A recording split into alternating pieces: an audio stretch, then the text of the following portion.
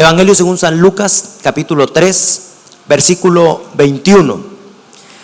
Dice la palabra del Señor: aconteció que cuando todo el pueblo se bautizaba, también Jesús fue bautizado.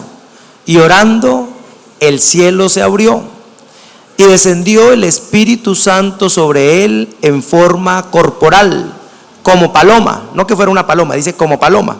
Y vino una voz del cielo que decía: tú eres mi Hijo amado, en ti tengo complacencia. Padre que estás en gloria, en nuestras manos están las sagradas escrituras, el medio que tú utilizaste para bendecir al mundo, Señor, y para guiarnos en la verdad de tu camino.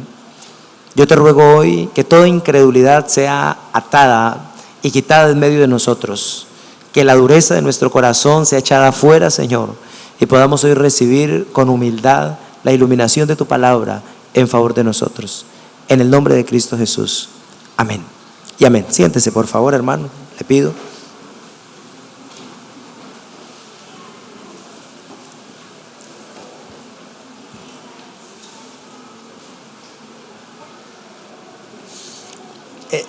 En estos días, en el tiempo de intercesión que tenemos, reflexionábamos, hicimos un propósito, porque nos dimos cuenta de una necesidad insatisfecha que tiene la iglesia, y es la necesidad de buscar del Señor, de orar.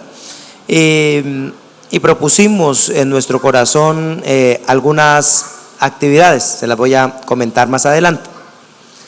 Y meditábamos con las hermanas de oración, de intercesión.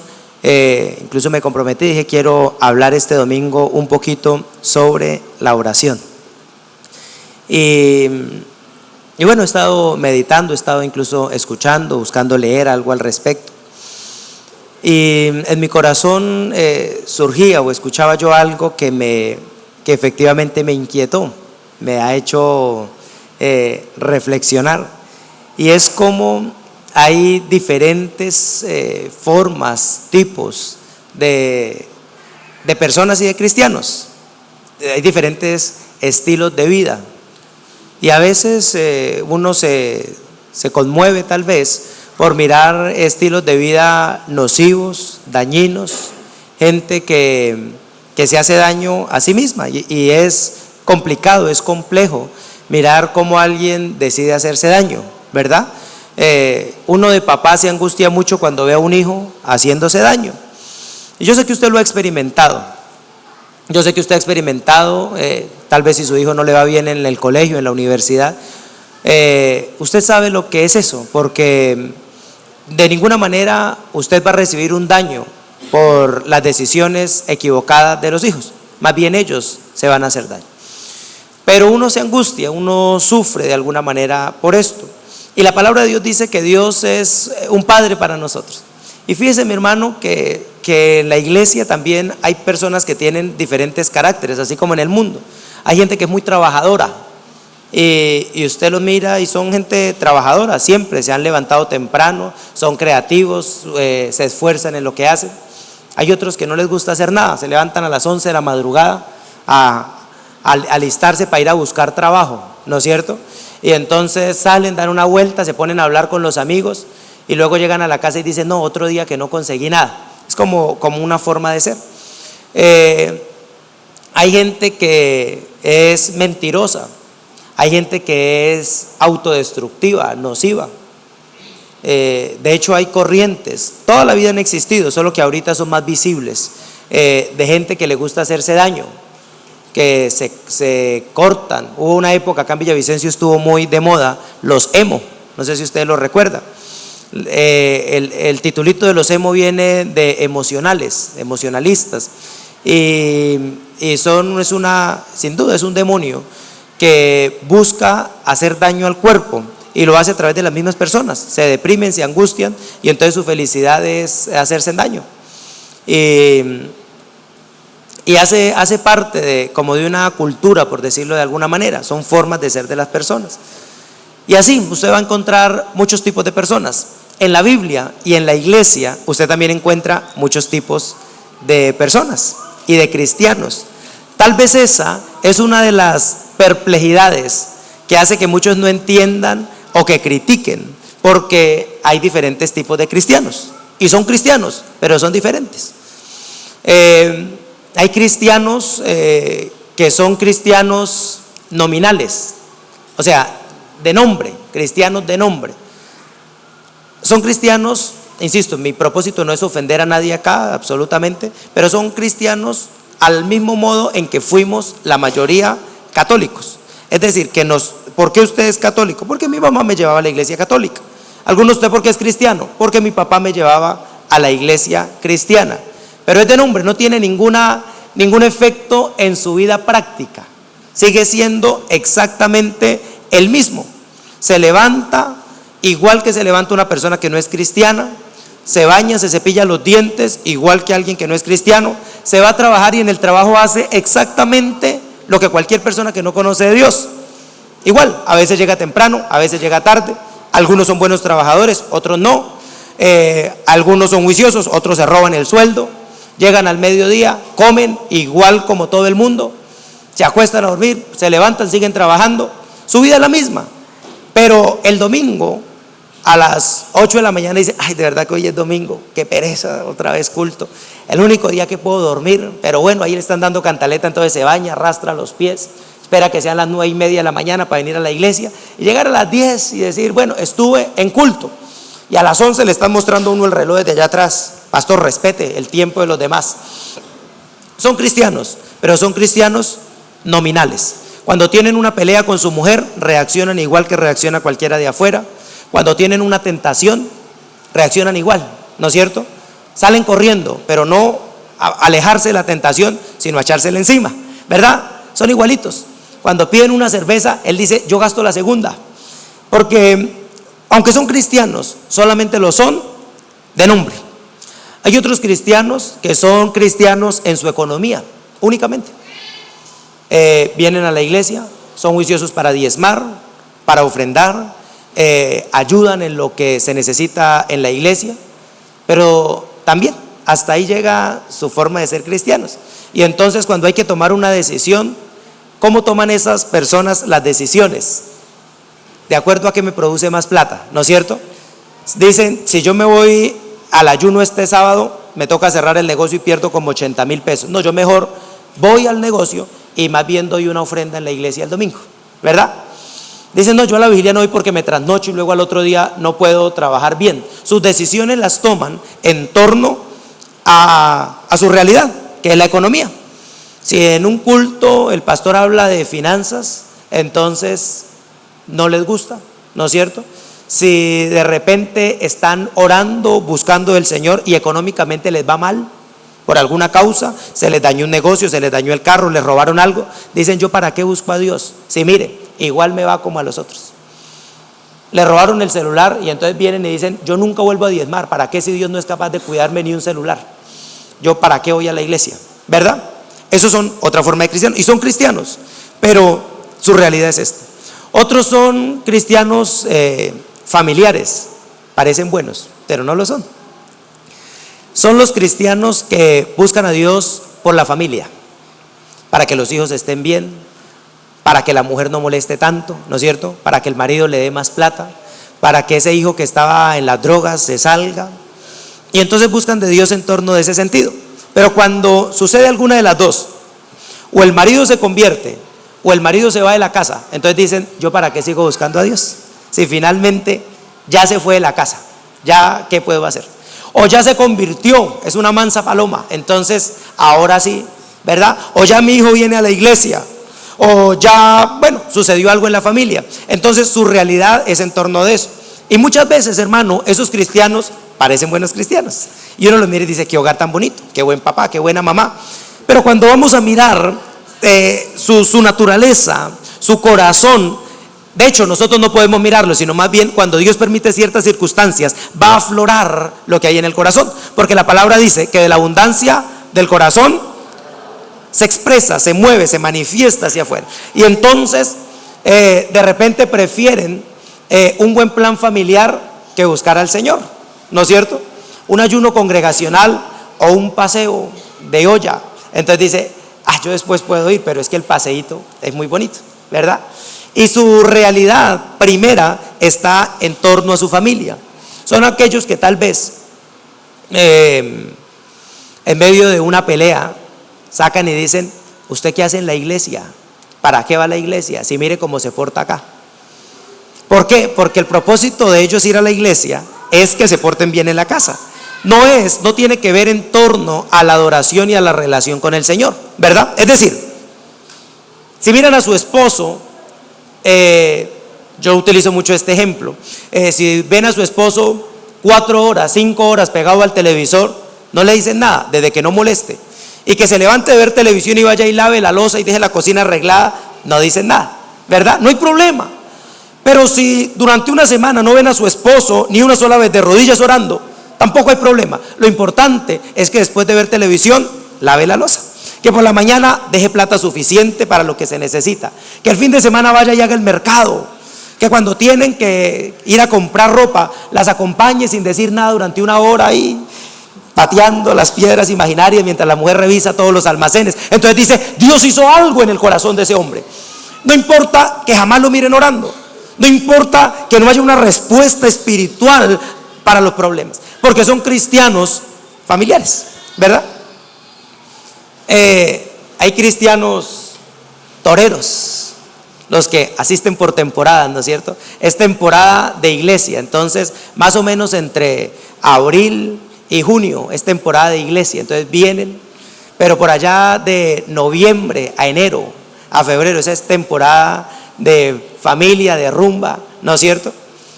Me voy por allá, es que decía alguien: es que yo soy caleña, pastor, mira, y entonces a mí me gusta mucho bailar, ¿oíste? Y yo entonces en fin de semana me voy por allá para mi tierra, y para Yumbo, decía, y yo me pego unas bailadas y yo vuelvo por ahí en marzo, pastor. Y así hizo.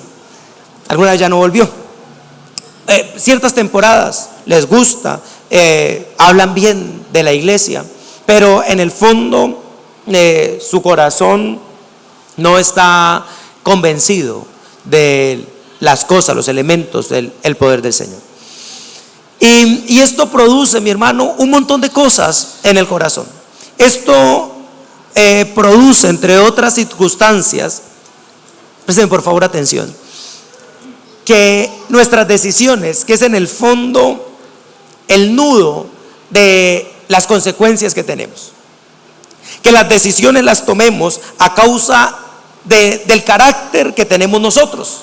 Si es una persona trabajadora, no vamos a hablar de cristianos, sino una persona trabajadora, ese se levanta a las 5 de la mañana, se baña y se viste para irse temprano al trabajo, ¿verdad? No importa o más bien, eso le va a traer ciertas consecuencias, pero él lo hace porque es una persona trabajadora. De acuerdo a la realidad de nosotros con Dios, vamos a tomar decisiones. Y la situación es que no hay forma que nuestras decisiones se queden sin consecuencias. En el mundo, Isaac Newton estableció las leyes de la dinámica, de la física.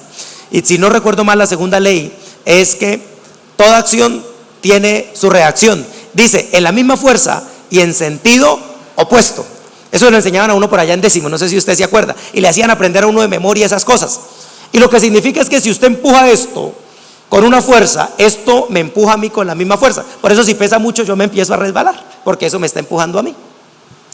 Esa no es una ley física, esa es una ley espiritual que opera de la misma manera. Toda decisión que usted tome va a traer una consecuencia sobre nosotros. El Señor lo dijo, Isaac Newton lo descubrió en el año 1500, no recuerdo, algo así, no estoy seguro. Pero el Señor Jesucristo ya lo había dicho, amén. Lo dijo en el año 120 después de Cristo, se escribió esa ley de la física. Dice, no os engañéis, todo lo que el hombre siembre, eso también segará. A Dios no lo podemos burlar, ¿verdad? Ese principio, que no podemos evitarlo, usted no puede evitar eso, mi hermano. De ninguna manera usted puede evitar que algo a lo que usted le aplica una fuerza no le presente una resistencia. Es una ley que Dios puso, como si usted se sube a un techo y se bota. La única que va a pasar es que usted se cae. ¿Por qué? Por la ley de la gravedad. Así también, mi hermano, las decisiones que nosotros tomamos tienen consecuencias.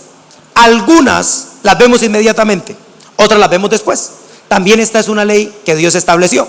Dice, en algunos sus pecados son evidentes, 1 Timoteo. Dice, pero a otros se les manifiestan más adelante porque los siguen.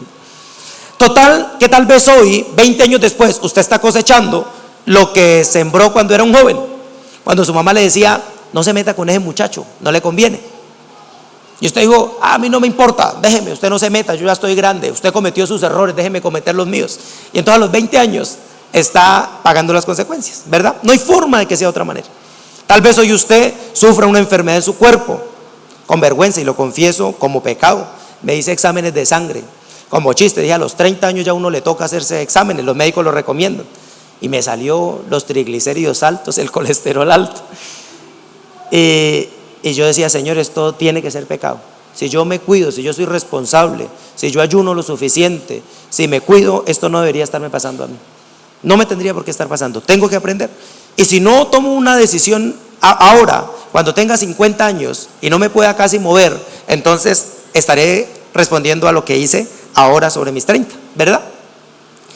El problema, o uno de los problemas serios, es que no entendemos que las decisiones que estamos tomando hoy son motivadas por la manera en que nos relacionamos con Dios. Y muchas de las cosas, es más, todas las cosas que hacemos tienen que ver con eso. Todas las cosas en las que nosotros nos estamos moviendo tienen que ver en el fondo con el tipo de creyente o con la manera en que le he creído al Señor. Algunos dicen, yo le creo, pero no hago. Otros dicen, yo perdono, pero no olvido. Otros dicen, yo lo acepto, pero yo lo masco, pero no lo trago, ¿verdad? Tenemos maneras en que creemos acercarnos a Dios. Algunos piensan que es suficiente con venir a la iglesia. Y hay un corito por ahí que dice, no basta solamente con cantar, ¿verdad? Porque nuestra realidad, las decisiones que tomamos tienen que ver con eso. Por eso hay momentos donde a veces a mí me han llamado, me dicen, pastor, dígame qué hago.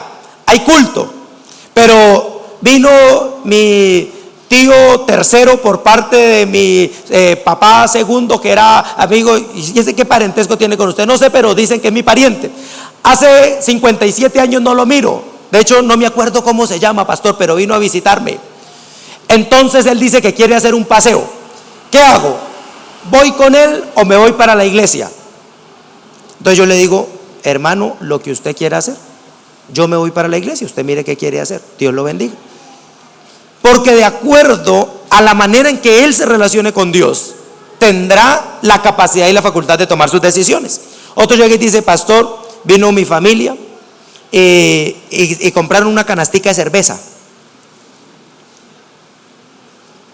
porque es que ellos vienen de Bogotá y con este calor tan terrible, pastor, hay que entenderlos.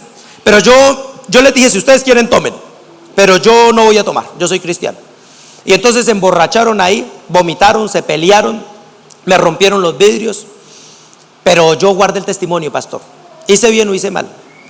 Igual ya lo hizo, ¿para qué me pregunta? ¿No es cierto? Ya igual lo hizo usted. Pero la manera en que usted se relacione con Dios lo llevará a tomar decisiones. Amén. Yo me acuerdo cuando miro eso de un hombre que se llamaba Ezequías. Y Ezequías, Dios lo sanó de una enfermedad mortal, le dio 15 años más. Mandó el profeta y le dijo, te mueres. Y él le dijo, ten misericordia. El Señor le dijo, ok, te voy a dar 15 años más de vida. Y cuando le dio la vida, el hombre se volvió loco. Y dice que vinieron unos enviados de Babilonia y él se los hizo sus amigos. En Isaías está eso, si usted ha hecho las lecturas bíblicas, sabe lo que le estoy hablando. Y le mostró todos los tesoros de la casa, los metió a la cocina, al comedor, la felicidad total. Y luego viene el profeta y le dice, ¿qué miraron esos impíos, esa gente que sirve a Satanás? Y él le dice, todo, no se quedó nada, les abrí mi corazón. Y él le dice, como hizo esto, esos que vinieron y miraron todo, se van a llevar todo lo que usted tiene, y a sus hijos se los van a llevar cautivos y los van a hacer eunucos, y sus hijas van a ser prostitutas de los reyes de ellos, las que salen de sus lomos, porque usted no honró al Señor antes. Pero eso es cuestiones y determinación del corazón de cada uno, y en qué se toma esa decisión. Tal vez usted diga, pastor, usted es muy exagerado, es más, no vuelvo a la iglesia. Pero yo le quiero hablar de cosas que la Escritura enseña según como nosotros seamos. Hay algunos que se relacionan con el Señor de formas diversas y dicen, ¿qué de malo tiene una bailadita? ¿Qué de malo tiene que de vez en cuando yo me tome unas cervezas y me las tomo en la casa? Yo me emborracho pero en la casa, y cuando ya me siento prendidito me pego una bailadita con mi mujer y me acuesto a dormir. ¿qué de malo tiene, pastor? Y yo tengo que decirle, mi hermano amado, lo malo, lo bueno, usted y el Espíritu Santo de Dios tendrán que hablarle, pero nuestras decisiones tienen que ver ¿con qué? Con la manera en que nos relacionamos con Dios. Me decía un pastor misionero que no sé si sea verdad, eso me dijo él, no me consta, que en la iglesia donde él iba en los Estados Unidos, en las materas donde ponen matas, se encuentran con mucha frecuencia colillas de cigarrillos, porque los hermanos vienen fumando y cuando llegan a la iglesia apagan el cigarrillo para no botarlo afuera, entonces entran y lo botan en las materas. Son cristianos, pero hay deseos de su corazón que ellos quieren darles rienda suelta.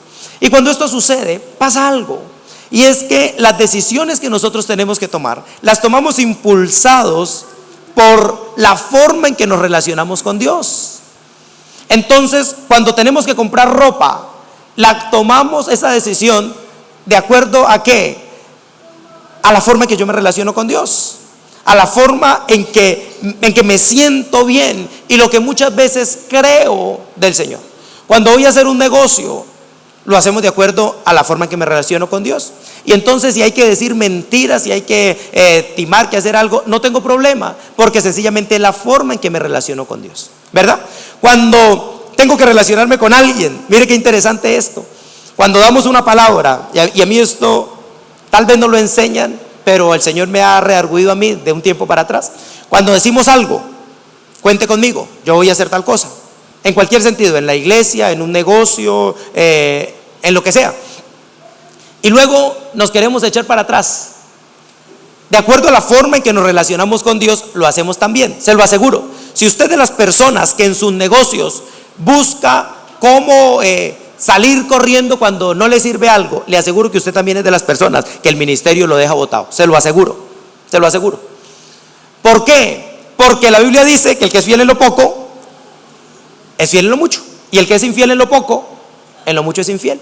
Le aseguro que si usted se relaciona de esa manera en sus negocios, también cuando tenga un problema en el hogar, lo primero que le va a salir en la cabeza es: déjelo botado, déjela botada. Que cuando venga un problema, es nuestra naturaleza primero, porque las decisiones las tomamos de esa forma. Y a mí me parece interesante, bonito mirar que estas cosas nos producen muchísimos problemas, nos producen muchísimas angustias. En lo personal se lo digo, todos los problemas que tenemos los tenemos por alejarnos de la presencia del Señor, todos sin excepción. Yo digo algo, y es: cuando usted se acerca a Dios, yo no le garantizo que se le quiten todos los problemas. Escúcheme bien, si usted se acerca a Dios, hay gente que le dice: venga a la iglesia para que se le arregle el matrimonio, venga a la iglesia para que se sane, venga para todo. Dice: venga a la iglesia, busque a Dios y verá que se le arreglan todos los problemas. Yo le digo, yo no le garantizo que eso sea verdad. Puede que sí, como puede que no. Pero lo que sí le garantizo es que todos los problemas que usted tiene hoy, los tiene por alejarse de la presencia del Señor. Todos, sin excepción. Y en lo personal lo he visto. Alguna vez, siendo impío, yo fui un hombre trabajador. Desde más bien un joven trabajador, porque casi que digo de niño. Y cuando tenía tal vez 25, 26 años, no recuerdo, los bancos, tenía muy buena vida crediticia y los bancos me llamaban para prestarme plata. Y yo tenía algunos negocios, tenía una empresa con dineros prestados. Estoy hablándole hace casi 5 años, tal vez 6 años, 8 años, no recuerdo. Y me prestaban dinero suficiente, o para mí era bastante. Y alguna vez me llamó un banco, me prestó cerca de 40 millones de pesos sin fiador. Me dijo: venga y firme, le damos 40 millones de pesos. Y hoy día, para obtener un préstamo de 40 millones, la mayoría toca sacar fiadores, hacer mentiras, ¿no es cierto?, por la manera en que trabajamos. Y entonces yo dije: qué bueno, con 40 millones de pesos yo los recibo, los pongo a trabajar, pago esa plata y gano dinero. Y entonces alguien me dijo: hagamos este negocio, y me ofrecieron un negocio. No dentro de los planes del Señor, técnicamente comprar un contrato de gubernamentales. Esos contratos no se los ganan con licitación, sino los venden. Me dijo: usted con esa plata compra un contrato de 500 millones, se gana no sé cuánto. Eso me pintó. Y movido en mi deseo, en mi decisión, lo hice. Fui, saqué la plata y me la robaron. Y me la robaron en su totalidad. intenté pagar, pero sin plata para trabajar y con una deuda siempre grande, pues es difícil. Además, con la esperanza de que algún día me pagara el que me robó, el hermano que me robó, porque también un hermano. Y con la esperanza de que me pagara. Total que ni pagué, ni ya lo último no pude hacerlo. Luego se creció eso y no pude hacerlo. Y cuando en mi naturaleza quise ir a solucionarlo peleando, el Señor me habló y me dijo: el problema no está en que lo haya robado, el problema está en la motivación que usted tuvo para hacer eso y en la forma en que tomó esa decisión. Y hoy día estoy orando y pidiéndole al Señor que me bendiga y me dé el dinero para pagar, porque tengo que pagar eso. Y surgió en lo que motivaba en ese momento mis decisiones. ¿Y cuántos problemas tenemos nosotros a raíz de las decisiones que tomamos y las motivaciones que tenemos? ¿Cuántos hogares, no me vaya a levantar la mano mi hermano, pero cuántos hogares están sufriendo por eso, por la motivación? ¿Hay solteros acá? Levánteme la mano por favor, los solteros. Uy, poquitos, hermano, poquitos solteros. Bueno, gloria a Dios. Y los casados, levanten la mano por favor si hay casados acá, parejas de personas que, ¿sí hay? Resignación, hermanos, ya ni modo. ¿Cuántos problemas tenemos nosotros por la motivación? Fíjese que cuando fuimos, bueno, específicamente, y si lo fuera lo reconocería, no fue mi caso, pero cuando se va a buscar el esposo, se va a buscar la esposa, la motivación que hay, el 99% de las veces, hermano, es una motivación de acuerdo a la naturaleza que tenemos. Este está bueno, me gusta. Esta está buena, me gusta. Y parecemos a Sansón, no por los fuertes, sino por los sinvergüenza. Esa me gusta, consígamela, le dijo el papá. Y él decía: pero no le conviene, es filistea, le va a sacar los ojos. No importa, me gusta. Usted cometió sus errores, déjeme cometer los míos. Esa es la que me gusta. Y el papá sin carácter, allá lo metió, ¿no es cierto? Mire mi hermano, la forma en que nos relacionamos con Dios tiene que ver con nuestras decisiones y cuando vienen los problemas. Entonces, ¿por qué los problemas, hermano? ¿Por qué tanto problema matrimonial? ¿Por qué tanto lío entre las familias? ¿Por qué tanto hastío? Un hombre hace todo lo posible por conquistar a una mujer y luego, mi hermano, tan pronto pare el primer hijo y le cambia el cuerpo, entonces le fastidia, ya no la quiere ni ver, no quiere ni hablar con ella. ¿Por qué? Porque la motivación, lo que llevó a esa decisión, estuvo equivocado. ¿Cuántas personas quieren servir al Señor por motivaciones equivocadas?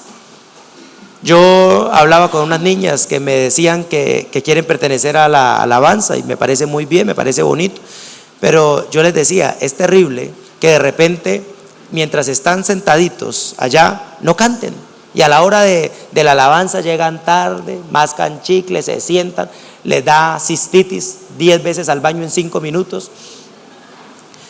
Pero cuando se suben al altar, entonces se transforman. Yo pensaba lo mismo con los músicos, mi hermano, con las niñas que danzan. No es posible que cuando estemos en el altar, mejor dicho, nos desbaratemos para el Señor, pero cuando estamos sentados no nos da ganas ni de cantar. ¿Cuál es la motivación que tenemos?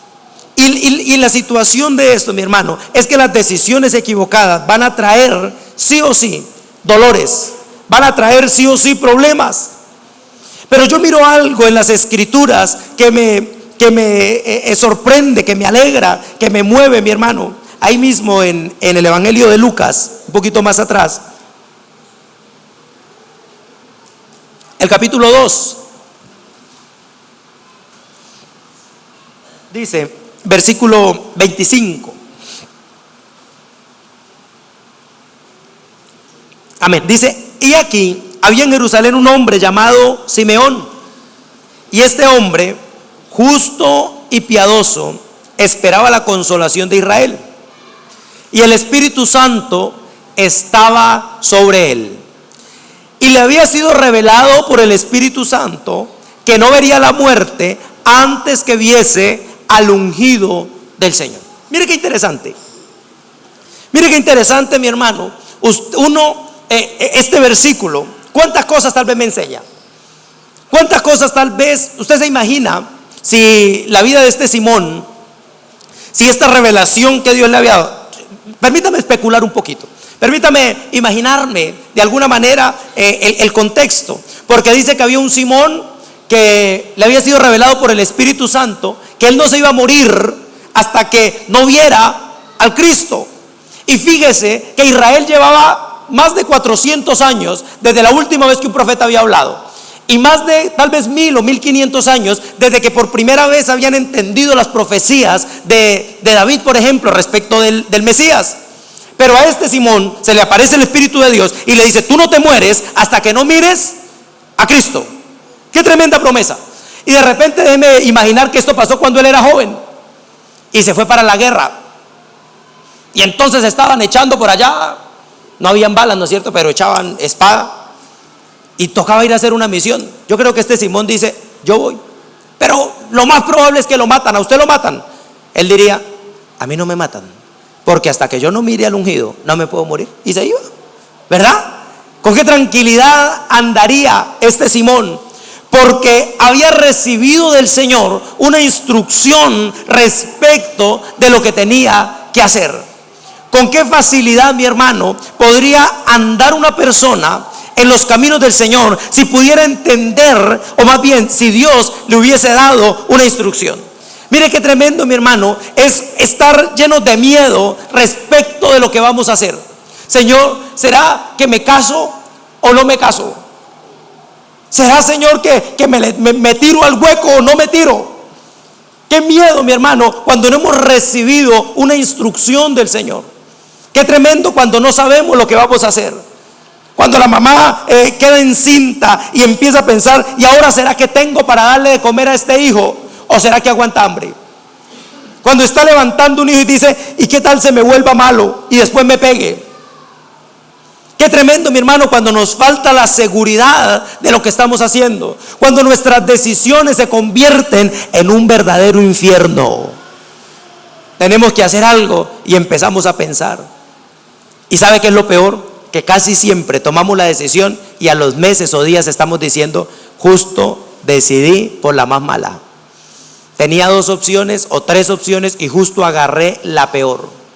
Mi hermano, cuando el Espíritu de Dios está sobre nosotros, cuando sucede esto que dice acá, cuando Dios nos habla algo, qué bueno saber que Dios nos va a bendecir. Qué tremendo, mi hermano, qué confianza produce cuando el Espíritu de Dios le habla a uno y uno puede hacer algo. Me acuerdo cuando mi mujer estaba encinta y yo me arrodillé a orar, y yo oraba por mi niño y decía: Señor, que me salga zurdo para que juegue bien fútbol, Dios mío. Y yo estaba orando en serio y oraba por eso, decía: que sea un buen futbolista. Y estaba arrodillado en el altar, y me acuerdo hasta el lugar donde estaba, allí en la iglesia central, y de repente el Señor me habla y me dice: es una niña y se llama Abigail. Y yo, como que se me paralizó el corazón, y volteé a ver y estaba solo. Y me levanté y fui y le compré unos zapaticos para niña.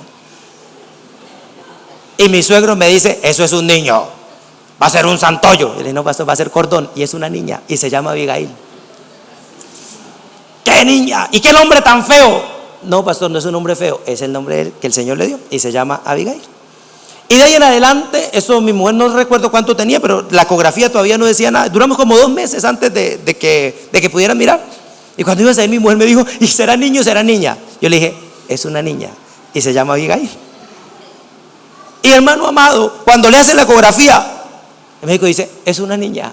Y le digo yo: y se llama Abigail. Qué confianza nos da a nosotros cuando Dios nos habla algo. Y cuando el parto, mi hermano, tal vez había cierta cosa, pero yo tenía total confianza en mi corazón. Esta no se muere acá. Esta no se muere, porque a alguien que se muere no le pueden poner nombre. Va a crecer y se va a llamar Abigail, porque el Señor me lo dijo.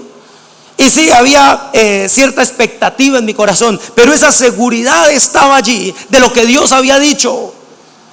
Hace muchos años, cuando yo era apenas un niño, y mi mamá enfermó de muerte literalmente, estuvo hospitalizada con diagnóstico: hoy se muere. Ese era el diagnóstico. Decían: hagan lo que quieran con ella, que igual hoy se muere. Aquí está mi tía que me confirma que es verdad. Iban a visitarla y los médicos le decían al médico: ¿qué le podemos dar? Dele lo que quiera, que igual esta noche se muere. La sacamos, sáquela si quiere, que igual se muere. La dejamos, pues déjela acá porque queda más fácil después para los papeles, porque esta noche se muere. Y ese era el diagnóstico. Y en esa situación el Señor le da una palabra a ella y le dice: con usted o sin usted, yo voy a hacer de su hijo lo que tengo que hacer de él. Y cuando eso pasó, dijo mi mamá, entonces yo le dije: ahora sí me puedo morir, Señor, porque yo ya sé que mi preocupación, que era mi hijo, ya no es mi preocupación. Tú vas a hacer de él lo que tienes que hacer. Y hace unos años mi mamá recordaba y decía: mire qué cosa terrible, no me morí, pero igual sin mí el Señor hizo de usted lo que tenía que hacer. Porque es que cuando hay una palabra, una promesa del Señor, hermano, la vida se torna distinta. La seguridad de nosotros es diferente. Cuando el Señor ha hablado algo de ti, de tus hijos, tú puedes estar seguro de cualquier cosa que va a pasar. Qué tremendo, mi hermano, cuando tú tienes la seguridad de que tu hogar te lo dio el Señor. Qué bueno, mi hermano, cuando yo he tenido ciertas dificultades y pienso en eso, me acuerdo y yo digo: yo estoy convencido. Yo no sé de los demás, y lo digo con honestidad, no porque mi esposa me esté escuchando, pero Dios lo sabe que es verdad. Yo tengo la certeza en mi corazón que otra no podía ser mi mujer. Y cuando llegan pruebas, dificultades, tentaciones, cualquier cosa, a veces yo me pongo a meditar y digo: Señor, si no supiera que tú me metiste en esto, tal vez saldría corriendo. Pero estoy seguro que algo bueno está a punto de pasar, porque yo sé que tú me metiste acá. Y puedo caminar con tranquilidad. Pero qué terrible, mi hermano, cuando estamos esperando la hora de salir corriendo. Qué terrible, mi hermano, cuando no sabemos el oficio, el trabajo que tenemos. Yo miro la iglesia, fíjese hoy cómo estamos. Ya ni sacando las sillas, hermano, tenemos. Ya no hay más para dónde. Y yo pienso y digo: con cuántos errores, con cuántos problemas que he cometido, con cuántas dificultades. Pero lo único que yo puedo pensar es: esto no puede parar de crecer. Hablaba yo con Jaime y le decía: hermano, pensemos en abrir otro lugar. Yo como que no quiero que esto crezca más. Y el hermano me decía: pero no se puede parar, hermano. No, igual no estamos haciendo nada y sigue creciendo. No se puede hacer nada. Toca buscar cómo rompemos eso. No hay forma. Porque el Señor me puso acá. Porque esto estaba determinado desde hacía mucho tiempo. Y si ustedes conocieran la historia, la sabrían. Por tiempo no me devuelvo allí. Pero cada paso que se dio, el Señor fue confirmando que su voluntad era que estuviéramos acá. Y cuando esto sucede y yo siento como que me acabo, algo me acuerda y me dice: acuérdate de esas 33 sillas ocupadas el primer día. Y vuelve a mi corazón la certeza que cuando el Señor dice algo, sucede. Y este hombre, yo me lo imagino tan tranquilo. A mí como me gustaría que el Señor me dijera: esto no vas a morir hasta que algo pase contigo. Cuando me subo a un avión, que a uno le da como miedo y empieza a saltar un poquito, y ahorita con tanto accidente que uno escucha y uno dice: ay, Señor, ¿será que acá? Qué bueno que uno pudiera decir: no, a mí el Señor me dijo: hasta que tu hija no se case, yo no te llevo. Que salte este avión. Si se quiere explotar en el aire, que se explote. Yo no sé cómo harás, pero si tú me prometiste algo, sé que allá estaré yo y mi hija, porque no hay como, ¿no es cierto? Qué bueno que tuviéramos del Señor una certeza, una palabra que nos moviera en torno de algo. Qué bueno cuando el Señor le dice a usted: ponga este negocio, porque te voy a bendecir. Como Abraham le dijo: sal de tu tierra, sal de tu parentela, a la tierra que yo te mostraré, dice, y haré de ti una nación grande y te bendeciré. Y salió ese. Y hay una historia que yo no entendía, tal vez, cuando 5 reyes enfrentan a los reyes donde estaba él y agarran a su mujer, agarran a Lot, discúlpeme, a la familia de Lot, y se lo llevan. Y él sale con sus siervos, 300 personas contra 5 reyes. Dice: qué loco. Pero ese loco se fue pensando en algo y dijo: el Señor dijo que me iba a dar una generación grande y yo todavía no tengo un hijo. Hasta que no tenga un hijo no me puedo morir. Y se fue a pelear 300 contra quién sabe cuántos miles. ¿Y sabe qué pasó, mi hermano? Que el Señor entregó esos miles en mano de esos 300 y volvió victorioso, porque sabía que tenía una seguridad de lo que Dios había hablado sobre él. Qué bueno, mi hermano. ¿Por qué no le da gloria al Señor?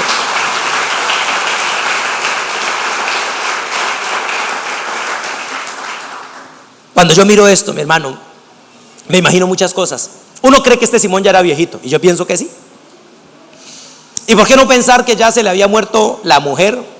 Se le habían muerto los amigos, hasta los enemigos ya se le habían muerto, hermano. Un viejito ya se no tiene ni amigos ni en nada, ya le murieron todos.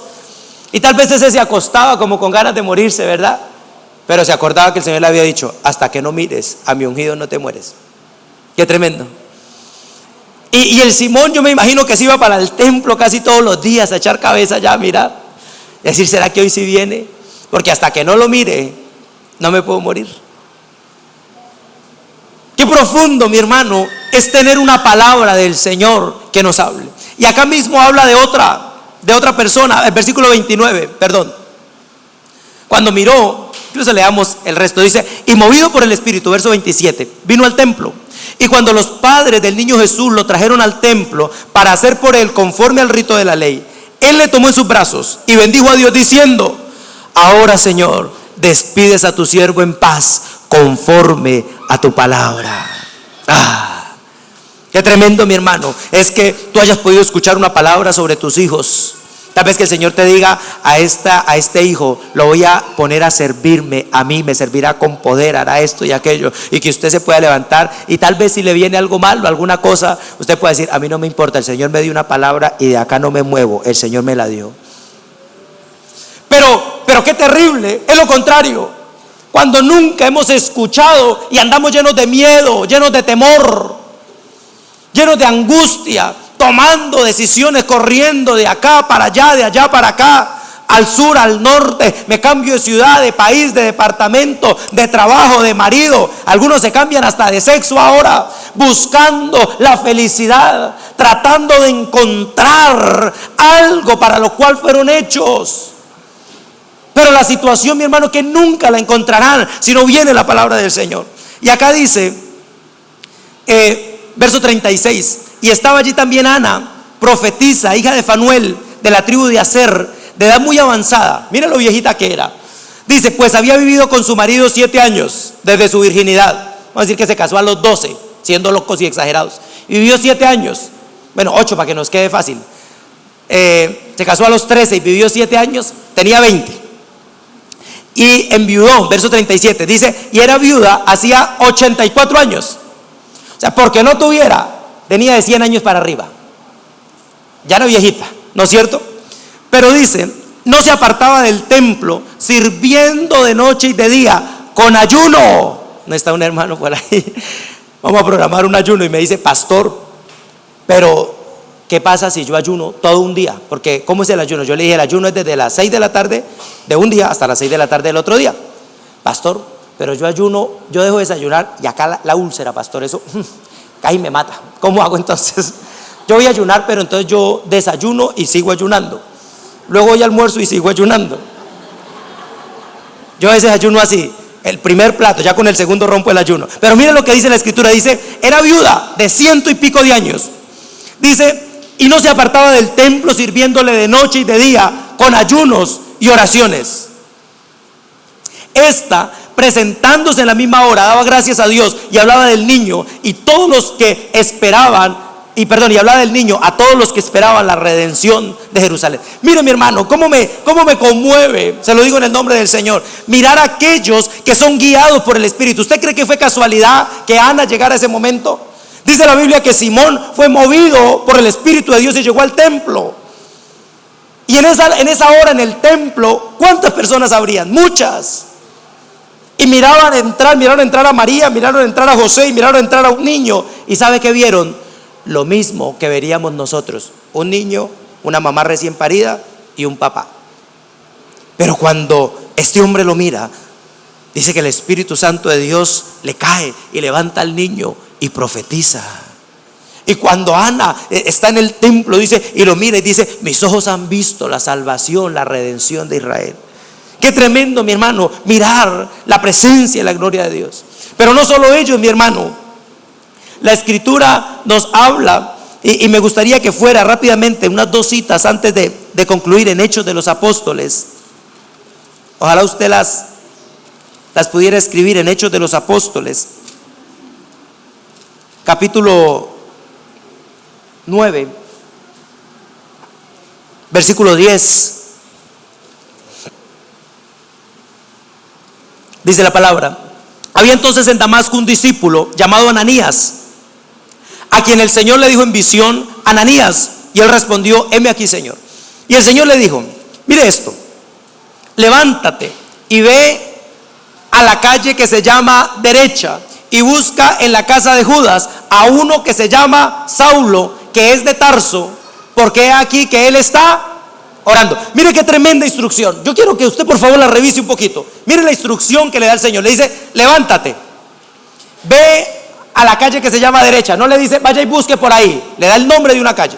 Le dice: en esa calle va a encontrar la casa de un hombre que se llama Judas. Vaya y pregunte: ¿dónde vive Judas? Cuando llegue a donde Judas, pregunte: ¿dónde está un señor que se llama Saulo, que vivía en Tarso? Y usted lo va a encontrar orando. Mire qué tremenda palabra del Señor. Mire la exactitud con que Dios le habla. Pero qué problema hoy día para nosotros. A veces cosas tan sencillas. Señor, ¿será que me voy para Bogotá a estudiar o me quedo acá? Y no logramos escuchar la voz del Señor. Y a el Señor le dice: levántate, ve a una calle. Imagínense que usted estuviera orando y el Señor le diera una dirección: calle 10, número 10B51, barrio El Estero. Vaya a las 5 de la mañana, porque ahí hay unos que oran. Hermano, denle un aplauso al Señor, denle gloria al Señor.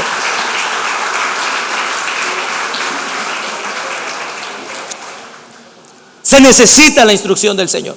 Y le dice: Señor, pero este hombre es malo. Y le dice: no importa, vaya y póngale las manos, porque cuando le ponga las manos encima, le van a caer unas escamas de los ojos. Qué tremenda instrucción, qué delicadeza del Señor para guiarnos a través de las dificultades. Qué tremendo, mi hermano, que uno se pusiera a orar y que el Señor de repente le dijera: hoy no saques el carro, porque va a venir un hombre borracho en una moto y se va a estrellar contra ti. Mejor quédate acá, vete en taxi. Ay, qué tremenda bendición. Qué tremenda bendición que el Señor nos hablara, nos guiara con la exactitud que guió a este varón. Le dice: levántate, busca una calle, le da la dirección, le dice el nombre del dueño, le dice quién está allí, le dice qué está haciendo y le dice qué va a pasar cuando él haga algo. Pero qué dificultad tenemos nosotros hoy día para tomar cualquier decisión. En Hechos capítulo 10, ahí más adelante, le voy a poner ejemplos apenas porque quiero concluir con algo. Hechos capítulo 10, versículo 4. Dice: él, hablando de un ángel, mirándole fijamente, hablando de Cornelio, él mirando al ángel, atemorizado le dijo: ¿qué es, Señor? Y le dijo: Cornelio, tus oraciones y tus limosnas han subido para memoria delante de Dios. Envía pues a Jope y haz venir a Simón, que tiene por sobrenombre Pedro. Este posa en la casa de cierto Simón curtidor, que tiene su casa junto al mar. Él te dirá lo que es necesario que hagas. Mire qué tremendo. Este está en otra ciudad. Y si le aparece el ángel y le dice: vete para Jope. Y cerca del mar vive una persona que se llama Simón.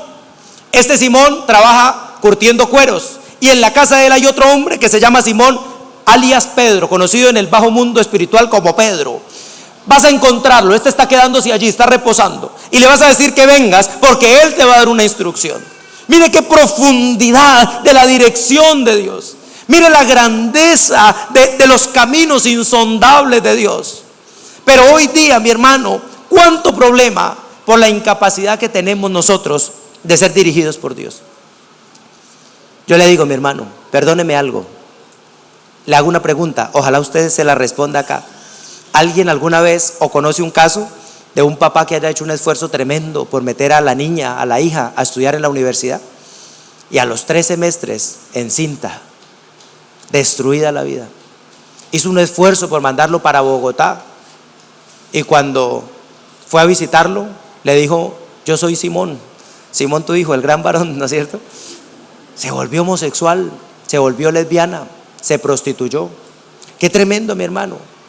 Y el papá dice: si yo hubiera sabido esto, jamás habría hecho esto. Hacen esfuerzos, sacan préstamos, se van para un barrio mejor, y de repente allí, hermano, viene un problema. Y dicen: si yo hubiera sabido. ¿A alguien le ha pasado? ¿Ha escuchado eso? ¿Ha escuchado, mi hermano, cuántas veces hacemos esfuerzos, decimos mentiras, sacamos el préstamo y fracasamos? Y luego depresión, luego ruina, les quitan la casita que les habían dejado los papás y dicen: si yo hubiera sabido esto, ¿qué me hubieran dado metiendo en semejante problema? Y entonces la pregunta es, ¿cómo hago? Escúchemelo bien, ¿cómo hago para que el Señor me guíe? ¿De qué forma, en qué manera puedo ser guiado por el Señor? Y aquí es donde viene, y quiero terminar la enseñanza volviendo a donde arrancamos, ahí en Juan. Vaya por favor conmigo a Juan capítulo 3. A Lucas, perdóneme. El Evangelio de Lucas capítulo 3. El versículo 21 donde empezamos. Porque mire qué profunda y sencillo esto que dice la palabra. Dice: y aconteció que cuando todo el pueblo se bautizaba, también fue Jesús bautizado.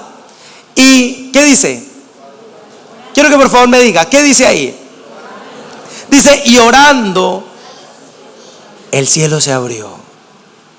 Qué tremenda cosa, mi hermano. Dice: orando, el cielo se abrió. Y cuando se abre el cielo, dice, vino el Espíritu Santo. Algunos dicen el Espíritu Santo es una paloma. No, no dice que fue una paloma. Dice en forma corporal como de paloma. Y estaban orando, dice, y el cielo se abrió y baja la presencia del Espíritu Santo de Dios. Y présteme atención a esto, mi hermano, porque esta es la enseñanza. La forma en que nosotros podemos ser guiados por el Señor, solo hay una forma, no hay otra. Es a través del Espíritu de Dios. Escúchemelo bien. La única manera en que usted y yo podemos evitar tantos problemas es a través del Espíritu Santo de Dios. Es cuando el cielo se abre y podemos ver que cae la presencia de Dios. Pero eso no se consigue frente al televisor. Pero eso, hermano, tengo que decirle, no se consigue con que usted venga acá y yo le ponga las manos encima. Eso no se consigue, mi hermano, con que usted haga buenos negocios y gane harta plata. Eso no se consigue con que usted sea un buen marido o una buena mujer. Eso no se consigue, mi hermano, con que usted deje de tomar. Eso no se consigue con que usted sea profesional y obtenga un título de Magister o de PhD. Hermano, eso se consigue orando hasta que el cielo se abra. Orando hasta que el cielo se abra sobre nosotros. Y es que yo ya he hecho la encuesta. Pregúntele a sus hijos, a los que usted ha traído a la iglesia de chiquitillos. Pregúntele, ¿cuántas horas? Pregúntele, ¿cuántas horas tú en un día? Horas. ¿Cuántas horas? ¿No es cierto? Yo creo que le llaman horas. Que uno debe orar, dice la Biblia, aunque sea una hora. Pregúntele a sus hijos, usted, vamos a hablar de horas. ¿Cuántas horas ora? 1, 2, 3 en un día. Cuando menos su hijo suelta la risa, ¿verdad? Y le dice, ¿orar una hora? Imposible. Entonces pregúntele por minutos, como Virgin Mobile, por minutos, ¿no es cierto? Entonces por minutos, ¿cuántos minutos usted ora? Me dijo una muchachita, yo oro por ahí 15, 20 minutos, pastor. Yo le dije, lo que oramos aquí al principio del culto son 10 minutos. Dice, 10 minutos. Esos son 10 minutos. Yo pensé que eran como 3 horas, pastor, que el tiempo se detenía cada vez que a usted le decían Gedeón, el sol se detenía cuando usted empezaba a orar, pastor.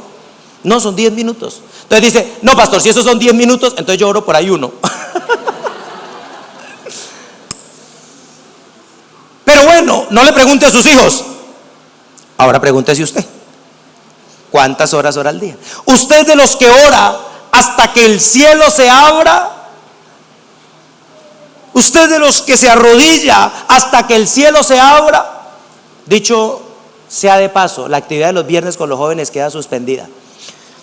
No voy a seguir haciendo actividades con los jóvenes, sino los de afuera que vengan, los invitados, gloria al Señor, que vengan, los atendemos. Pero ¿cómo es posible que gente que lleva 10 años en el evangelio, 5 años, 2 años, hermano, y hagan esfuerzos para ir a jugar 1 hora, 2 horas, pero no hagan esfuerzos para venir a orar, donde no cobran?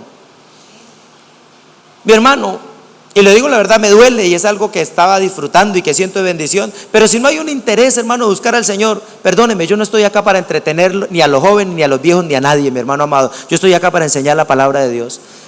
Yo estoy acá, mi hermano, para guiarlos y para decirle, yo sé que usted tiene necesidades, yo sé que usted ha buscado y quiere agradar al Señor, pero si usted no es de aquellos que ora hasta que el cielo se abra, sencillamente, mi hermano, siempre va a andar en confusión. Sencillamente siempre va a andar a ciegas, tratando de agarrar la decisión correcta, pero sin lograr ser guiado hacia la opción que Dios tiene para usted. ¿Y cuántas veces, cuándo, mi hermano? Yo le pregunto, ¿cuándo usted ha permanecido de rodillas un día hasta que el Señor le conteste? ¿Cuándo usted se ha tirado allí a la presencia del Señor y ha dicho: Señor Dios mío, hasta que mire el rostro de tu ungido no me levanto? Alguna vez David tenía un problema, se le iba a morir un hijo por su pecado, y no tomó agua, no comió pan, no se acostó en la cama. 3 días estuvo tirado en el piso llorando, clamando al Señor, y le decía: Señor, contéstame, sánalo, ten misericordia. Aunque Dios le había dicho: lo mato por tu pecado. Y él decía: de pronto tengas misericordia de mí, de pronto algo suceda y tu corazón de papá se conmueva. Y oraba allí hasta que el Señor le respondió. Lo mató, pero le respondió. Le dijo: no es más. Y dice que cuando lo mató no hizo pataleta, no dijo: ahora me mato yo también, échenme a la tumba con él. Dice que se levantó, se bañó, comió. Y cuando le preguntan: ¿tú estás loco? ¿Cómo que estaba vivo y te parecías para morirte y ahora que se muere te levantas? Y él dice: es que ustedes son carnales, yo soy espiritual. Mientras estaba vivo yo clamaba al Señor hasta que me contestara, pero ya me contestó. Ya me contestó, me dijo que no, porque el no también es una respuesta. Pero me contestó. Y cuando me contestó, entonces me levanto. Pero algunos oran hasta que Dios les dice no, y cuando les dice que no, dicen bueno, y van y lo hacen. Y algo otros, hermano, oran 5 minutos, 10 minutos y dicen: Dios nunca me contesta, yo hago lo que le da la gana. ¿Sabe qué decimos a veces? Señor, esta es mi decisión. Si tú piensas otra cosa, dímelo, pero dímelo ya. Amén. Bueno, entonces hago lo que yo quiero. Cuando estamos metidos allí, hasta que seamos capaces, hermano, de mirar que los cielos se abren. Qué dificultad tan tremenda para orar. Y la situación, mi hermano, es que usted mira cada persona de estos ejemplos que le puse y muchos otros que usted encuentra en la Biblia. La gente que logró que los cielos se abrieran fueron gente que permaneció en la oración. El Señor Jesucristo hablaba y decía: oren constantemente hasta que reciban. Dice: porque todo el que pida terminará por recibir. Pero hay una orden y es mantenernos en esa oración. Hay una orden y es perseverar en las súplicas, en los ruegos. Yo tengo una medida, es mía, es personal. Pero yo digo, si usted, o más bien si yo, porque es mía, yo digo: si yo paso más tiempo frente a una pantalla que frente a la Biblia o de rodillas, tengo un problema, y un problema serio. Los cielos no se van a abrir sobre mí. Si yo paso más tiempo frente a mi celular o al internet o a pastores que yo nada más miro Discovery, Nat Geo, son canales buenos. Sí, yo no digo que sean malos, pero si usted pasa más tiempo frente a una pantalla que frente a la presencia del Señor, no esperen que los cielos se abran sobre usted. No lo espere. ¿Cómo se van a abrir? El Señor Jesucristo estuvo allí, dice, hasta que los cielos se abrieron y cayó el Espíritu Santo y el mismo Padre tronó en los cielos y dijo: en ti me complazco. Y de ahí en adelante, mi hermano, salió la victoria del Señor. De ahí en adelante, donde el Señor ponía sus manos, habría bendición. De ahí en adelante, lo que Él hacía prosperaba. De ahí en adelante no importó que hubieran 5,000 para alimentar y un par de pescados apenas. Dio gracias al cielo, porque de allí venía la voz que decía: en ti me complazco. Y empezó a partirlo y sobraron cestas y cestas y cestas llenas, como dice la Biblia, con sobreabundancia, porque los cielos estaban abiertos sobre él. Allí, mi hermano, caminó el Señor sobre las aguas. Allí reprendió los vientos. Allí maldijo la higuera y se secó. Allí le ordenó a Lázaro: ven fuera, y salió de la muerte, porque los cielos estaban abiertos sobre él, porque oró hasta que los cielos se abrieron, porque se permaneció, mi hermano, haciendo lo que el Señor había mandado hacer. Pero hoy cuánto cristiano de nombre, hoy cuánto cristiano social, hoy cuánto cristiano familiar, hoy cuántas personas que están esperando el ministerio, el poder de Dios, pero no oran hasta el momento en que la presencia del Señor caiga. Hasta el momento donde el Señor le diga: levántate, ve a la calle que se llama derecha, vas a encontrar la casa de una persona así, y allí vas a encontrar un hombre así, y allí vas a hacer esto. Mi hermano, cuando el Señor te habla y te dirija de esta manera, te digo: corre a hacer lo que el Señor te mandó, porque todo te saldrá bien, porque prosperarás en todos tus caminos, porque no habrá quien se te ponga del frente. Así haya un gigante, mi hermano, pasa derecho, porque lo derribarás con el viento que pase por ti. Vas a derribar cualquier gigante cuando el Señor te haya dicho. ¿Quién nos puede estorbar? ¿Quién nos puede trancar cuando el Señor ha mandado y ha dirigido? Pero qué terrible, mi hermano, la ceguera espiritual. Qué tremendo la angustia de no saber qué estamos haciendo. Qué tremendo no ser capaces de orar hasta que el cielo se abra. Pero necesitamos practicar, necesitamos ejercitarnos. El viernes yo enseñaba, la oración es un sentido espiritual. Los sentidos son los que nos permiten percibir cosas. Usted cuando ora, usted percibe cosas, si ora en el Espíritu. Ahí usted se da cuenta, de repente usted está orando y el Señor le habla, la mujer ramera está rondando tu casa, y te levantas allí en oración en el nombre de Jesús y vas a guardar tu casa de algo terrible. Allí en oración el Señor te dice, te van a robar. Yo lo he experimentado, y perdón que me ponga ejemplo, pero es la única vida que conozco, es la mía, mi hermano. Alguna vez me iban a robar, lo contaba el viernes. Habíamos vendido una casa, teníamos 40, 50 millones, no recuerdo, y ya teníamos firmados papeles, y todo el mundo me decía, qué buen negocio va a ser. Y yo me arrodillé y el Señor me dijo, te van a robar. Y yo no podía creerlo, y el Señor me dijo, te van a robar.